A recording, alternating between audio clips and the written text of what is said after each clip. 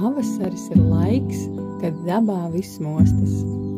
Pumpuri plaukst, kukainīši izlieno pazemes, skudras sāk rosīties, čūskas piesaulītē, siltumu meklēdamas sildās. Gājputni atlido, vīl ligzdas dēj olas un gaida savus mazuļus izšķiļamies. Jaunas dzīvības rašanās vienmēr ir bijusi brīnumu apvīta. Arī mēs pirmsskolas grupā Karūsiņas piedzīvojām brīnumu.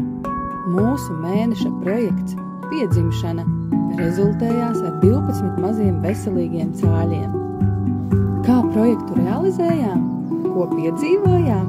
Ko iemācījāmies? Esi aicināts noskatīties mūsu stāstu. Šodien aizsākam projektu un dodamies uz vietējo piemājas saimniecību, skatīties vistus un gaļus dzīvē. Sāksim mēneša projektu, kur ietvaros mēs centīsimies izinkubēt olas un paši izaudzināt cāļus. Pāri kalniem un kalniņiem, cauri mežam, plūstoši un mierīgi devāmies uz netālo piemājas saimniecību, kurā audzē vistas un iegūst olas pašpatēriņam. Saimniece mūs iepazīstināja ar vistu dzīvesveidu, ko tās ēd, kā tās dzīvo, parādīja, kur vistas guļ un kādas izskatās dētuves. Uzzinājām, ka vistas ir sabiedriskas un gudras, tās pat spēja atšķirt cilvēkus, tās spēja risināt vienkāršas matemātiskas problēmas un tās prot pat sapņot. Gaļi dzied ne tikai no rīta, bet arī dienas laikā, vienmēr saglabājot vienu ritmu, lai atzīmētu savu teritoriju. Un interesantākais ir tas, ka vistu priekšteči varētu būt bijuši dinozauri. Saimniece katram karūsēnam uzdāvināja pa oliņai. Kopā mums sanāca 10 olas, kuras tālāk uzmanīgi nesām uz pirmsskolu un izmantojām inkubācijas procesā. Ka šajā olā īstenībā dzīvo dzīvība. Tur ir cālīts, bet cālīts nevar attīstīties, kamēr viņu nesilda. Dzīvē vistiņa uzsēžās virsū ar spārniņiem, tā saliek oliņas apakšā, iedomājams, ka es esmu vista, saliek apakšā un tad silda.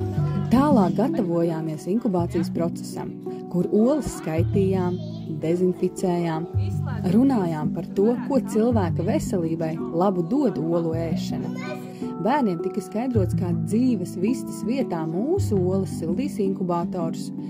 Inkubatorā tiek uzturēta vienmērīga temperatūra un mitrums. Sastādījām darāmo darbu sarakstu, kur vienreiz dienā obligāti jānoceļ inkubatora vāks un olas jāvēdina. Jāseko līdzi mitrumam un jāveic pieraksti novērojumu tabulā. Aizraujoši bija, ka uz katras oliņas mēs uzrakstījām arī katras grupas bērna vārdu. Pēc 7 dienām inkubācijā tālāk mēs meklējām tukšās olas ar gaismiņas palīdzību. Šeit bērniem tika stāstīts par to, kādēļ tukšās olas vispār rodās un ko tālāk ar tām darīt. Ko mēs izdarījām tagad ar oliņām? Pārbaudījām, vai tajos iekšā ir asinsvadiņi. Ja mēs redzam asinsvadiņu, tas nozīmē, ka tur ir iekšā cālītis. Un tā, pēc 21 dienas ilgas gaidīšanas, kādā skaistā otrdienas rītā karūsēni piedzīvoja brīnumu. Savu dzīves ceļu laužoties laukā no Čaumalas, uzsāk 12 mazi cālēni.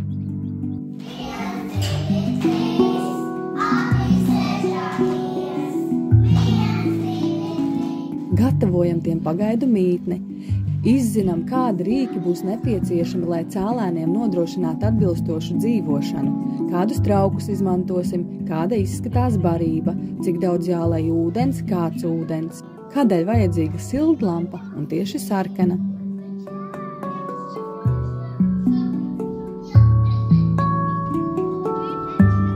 Un tad pienāca diena, kad mūsu 12 mazos brīnumus vajadzēja nogādāt saimniecībā, kur tie turpinās savu dzīvošanos. Tad nu skaitījām cāļus, nostiprinājām zināšanas matemātikā, valodā un dabaszinībās, izrunājām visus mūsu inkubācijas procesa izaicinājumus, to, kas izdevās, to, kas neizdevās, analizējām vai varējām darīt arī ko citādāk. Tad visus 12 cāļus likām iepriekš sagatavotā groziņā ar siltām sagām un devāmies cauri mežam uz saimniecību. Ikvienam bērnam tika dot iespēja groziņu panest, kur bērni ļoti apzinīgi un atbildīgi to arī darīja. Un nemaz nevajag iekštelpās būt, lai piedzīvotu arī kultūras un pašizpausmes jomu. Meitenes nesot groziņu ar cēlīšiem uzsāk dziesmiņu. Mani mazie ballīši un māci. Skaisti tā, kā atgriezenisko saiti mēs skolotāji varam iegūt nevis mākslīgi iztaujājot, bet gan bērniem pašiem to iedodot vēl procesā esot. Bet ar to viss nebeidzas. Mēs cāļus ik pa kādam mirklītim varēsim arī apciemot, lai radošais process netiktu aprauts, bet gan turpināts. Mēs vērosim, kā cāļi aug, kā tie jūtas, kāda ir to uzvedība un kādas ir savstarpējās attiecības.